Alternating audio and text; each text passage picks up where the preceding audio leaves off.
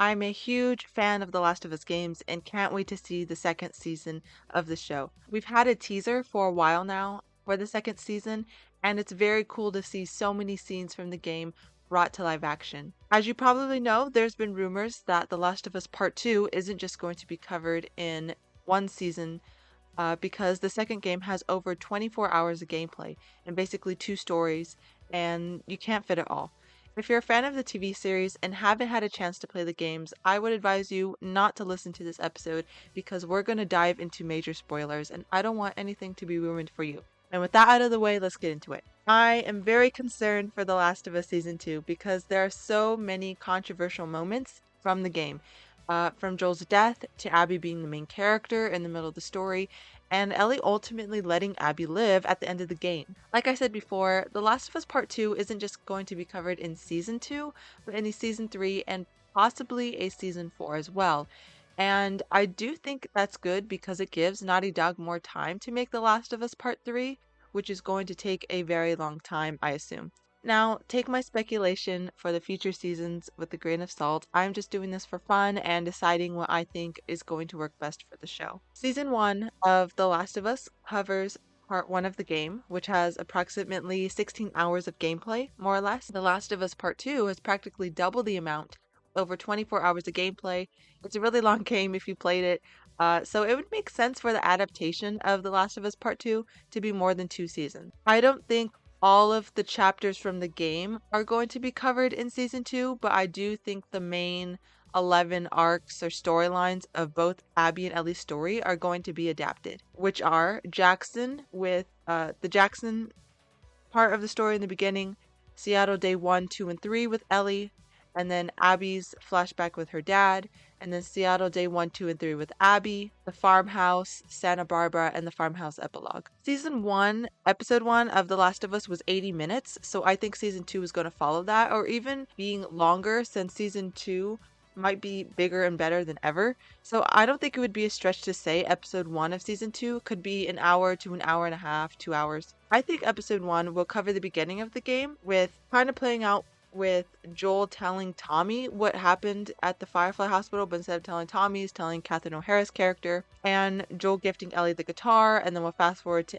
Dina and Ellie's patrol and our introduction to Abby. I'm not sure if Joel's death should be covered in episode 1 of season 2 because it's way too early. That was a main complaint of the game. But if his death does happen in the first episode, I would see that would be a cool mirror. Well, not maybe not cool. It's not cool that he's dying, but it would be a cool reference. I should stop saying cool. It would be a reference to Sarah dying in the first episode of season 1. So Joel dies in episode 1, and then Sarah dies in episode 1. References.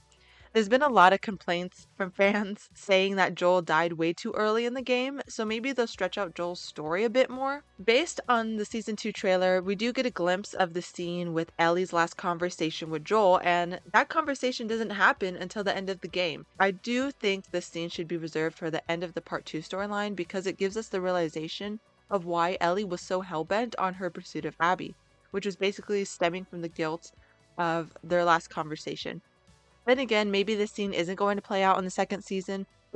Maybe they just filmed all their scenes with Pedro Pascal to get them out of the way, and this is some shot footage to show in the teaser. If Joel's death isn't going to happen at the end of the episode, I do think it should end at one of the episodes and act as a cliffhanger. That way, everyone can wait until next week to find out if he's really dead or alive, and it's going to drive the internet wild. A lot of the major plot points that happened in The Last of Us Season 1 was really going wild and viral on Twitter.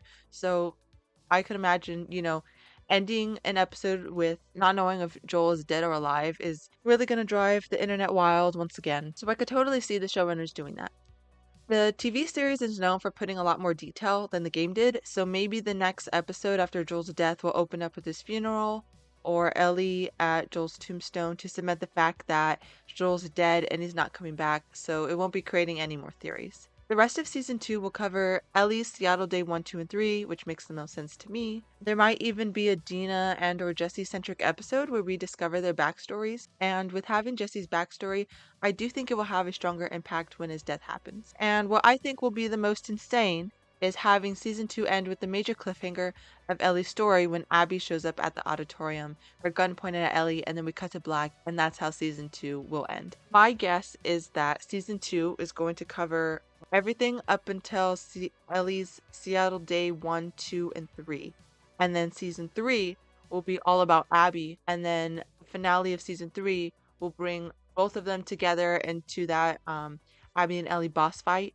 And then season 4 is going to cover Santa Barbara and Ellie and Dina at the farmhouse. I think that story might get stretched out a little bit more, and maybe we'll even see more into the Fireflies that live off the island of Santa Barbara, because we didn't get to see that in The Last of Us Part 2, but it might be a little teaser of what we can expect to see in The Last of Us Part 3 game. If season 2 ends with the cliffhanger of Abby showing up at the auditorium, everyone's going to have to wait a full year, come back to the series, and have their minds blown when they find out that season 3 of The Last of Us is going to be all about Abby. I think it would be hilarious because everyone who played the game had to deal with that twist, and it's just going to be rubbing it in the faces of the TV fans. I hope The Last of Us TV series doesn't skimp on Abby's screen time and just give her one episode for her backstory, because that would be a bummer. I do think The Last of Us Part 2 is Abby's story as much as Ellie's story, and it doesn't matter if you're not a fan of Abby, but I do think her story is really impactful, especially when we're taking into account Ellie's story as well. I do think by the end of season 3, if season 3 is Abby's centric season, when the audience has fully gotten to know Abby, she'll probably be a liked character, maybe, who knows. And then the audience will have to find out she has to fight Ellie, and it's going to be insane.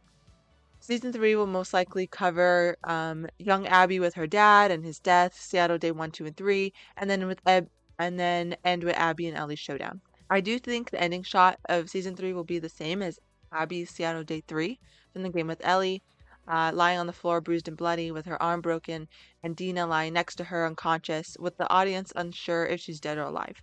We cut to black and have to wait again a full year until season 4 to find out what happens next. Season 4 could be the shortest out of season 2 and 3, going back to a season with less than 10 episodes like season 1. As it will probably only cover Ellie and Dina at the farm, Abby and Lev trying to find the Fireflies, Ellie going after Abby in Santa Barbara, and Ellie's epilogue at the farm. With season 2 coming out in 2025, 2 years after the first season, it's safe to assume season 3 will come out in 2027 or 2028, depending on the scale, and then season 4 coming out 2029 or 2030, which is kind of crazy to think about because it is very close to the date when the original game takes place, which is 2033. Abby is going to be a really controversial character in The Last of Us Season 2, so who knows if the showrunners are going to give her a full season to herself, which would be Season 3. I'm imagining Season 2 and 3 is going to focus on both Abby and Ellie in a A point, B point plot storyline, so that way you have to watch the episode consisting of both of them. Because I feel like if Abby got her whole season for season 3, maybe views are gonna drop. Maybe people are gonna be like, I don't want to watch a full season dedicated to this girl that killed Joel, this beloved character. So they're just gonna not watch season 3, and the views are gonna drop horrendously, and the show might be canceled. I don't know if it's going to be canceled, but it might be considered the worst season of television. As much as it would be cool to have an Abby-centric season, I do think that the showrunners might just have Abby and Ellie's plot points, story points together in season 2 and season 3, and then season 4 as well. By the time season 4 rolls around, that'll be 5 to 6 years from now, and hopefully The Last of Us Part 3 will be finished being written or made so it can be adapted into TV. I'm really excited to see where The Last of Us Part 3 will take Ellie and Abby, and I'm even more excited for the game's storylines to be adapted into live action. That's all I have for today. Let me know what you're most excited to see in The Last of Us Part 2. Please share your thoughts on today's episode in the comments, and don't forget to subscribe to the podcast. If you have any suggestions on what fandom or topic I should talk about, leave a comment or message me on Instagram at FandomPending. If you would like to see some cool The Last of Us fan art, follow my Instagram page at Illustrated by Michaela. Thank you for joining me today, and I'll see you again next week. Hopefully. See you again soon.